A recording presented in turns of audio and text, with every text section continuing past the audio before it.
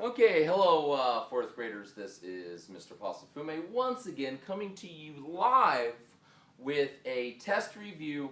Today we are going to be talking about microorganisms. What are microorganisms? They are tiny living creatures that are everywhere. You can't see them with the naked eye, but with a telescope, a microscope, microscopes often magnify 30 to 60 times what the normal eye can see, and they can actually see these tiny microscopic living organisms. And like I said, they're everywhere. They are all over the book I'm holding right now. They are inside of my body. They're inside my throat. There's actually a really cool website if you go and type in on Google. It's called The Monsters Inside Me, I believe it's called. Monsters Inside Me. And it's a whole website just dedicated to these bacteria and microorganisms. And not all of them are microorganisms on that website, but it's all about these tiny creatures that live everywhere. So once again, these microorganisms, you cannot see them with the naked eye.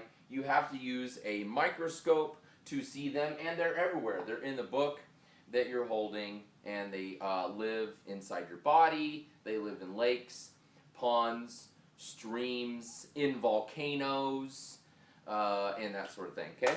There are basically two types of microorganisms. There is bacteria, and there are protists, okay?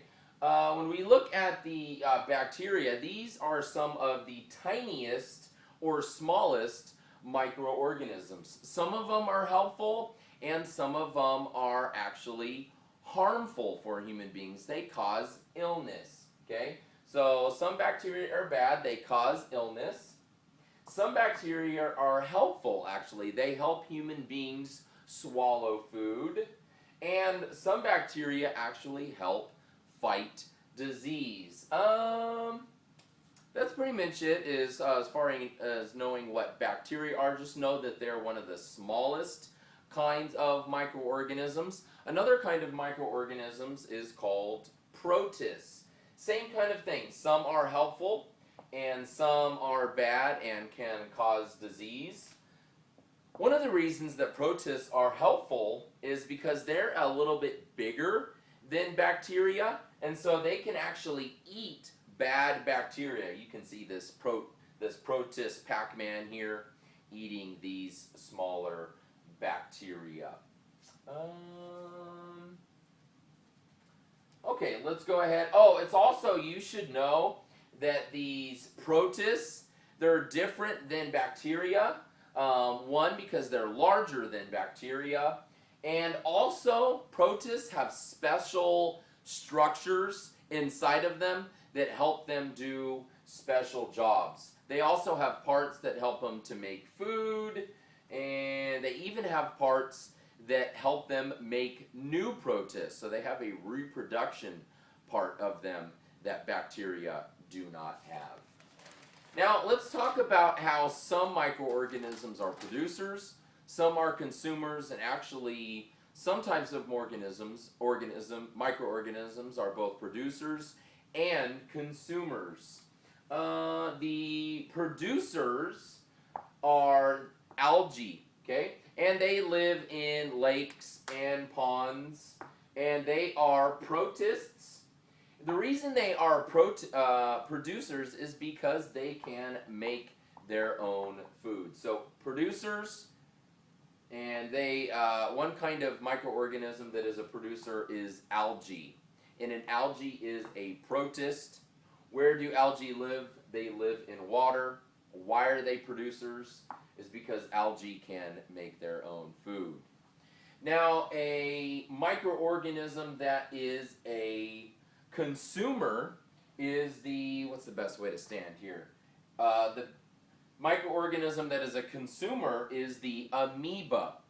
And the amoeba acts like an animal because it can actually go after its food.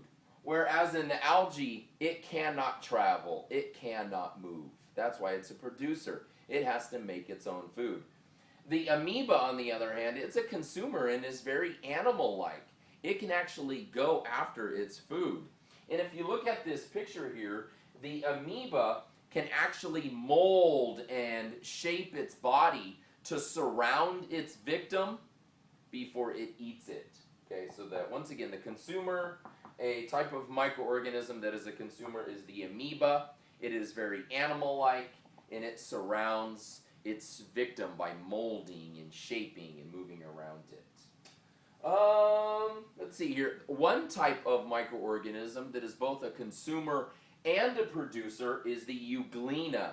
The reason it is a producer is because it can actually have it can produce its own food. When the sun is out, it has special structures inside of it that help make its own food.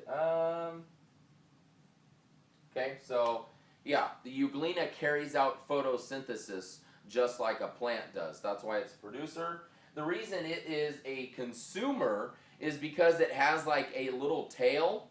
So when it's super dark, it can actually use its tail. When it's dark outside, photosynthesis is not going to be happening inside of it because it needs the sun. So if it's very dark, it can't make its own food. It uses this little tail to whip around, and it can actually search out for its food. Okay. Fungi is another type of, well, if you look in your science book on page 68 and 69, it talks about which type of microorganisms are decomposers. Fungi is one type of microorganism that is a decomposer. Fungi are the first decomposers to attack a tree when it falls down. So when a tree falls down, the fungi are a type of microorganism that latch on top of it and decompose it. Another one is mold is a type of microorganism, and mold is a type of fungi.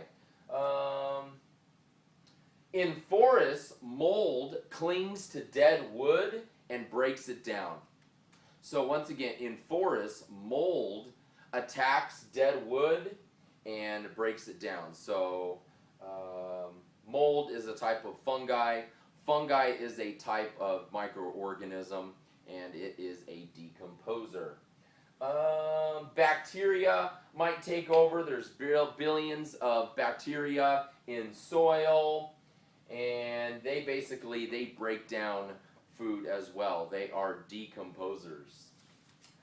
Okay, that is pretty much it for the microorganisms science test review. If you have any questions, you can go on Emoto, you can go to my classroom Facebook, and reach me there. So hopefully you guys enjoy this test review, and I look forward to seeing you in class.